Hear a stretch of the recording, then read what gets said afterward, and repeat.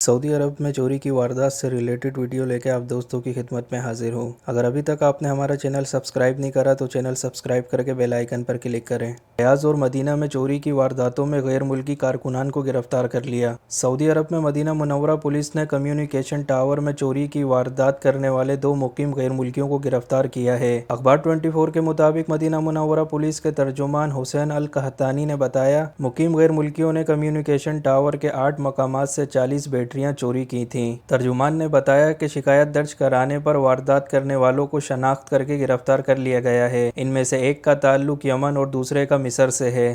اس کے علاوہ ریاض پولیس کے ترجمان نے کہا ہے کہ تعمیراتی سامان اور آلات چوری کرنے والے 4 ایشیائی باشندوں کو گرفتار کیا گیا ہے۔ سعودی خبر رساں ادارے SPA کے مطابق ترجمان نے بتایا ہے کہ ملزمان نے ریاض کے متعدد محلوں میں زیر تعمیر عمارتوں سے سامان اور آلات چوری کیے تھے۔ زیر حراست چاروں ملزمان پاکستانی ہیں۔ ان کے خلاف مقدمہ درج کر کے پبلک پروسیکیوشن کے حوالے کر دیا گیا ہے۔ اگر آپ سعودی عرب میں موجود ہیں اور کوئی سوال کرنا چاہتے ہیں تو ویڈیو کے نیچے کامنٹ کریں، بآسانی آپ کو گائیڈ کیا جائے گا۔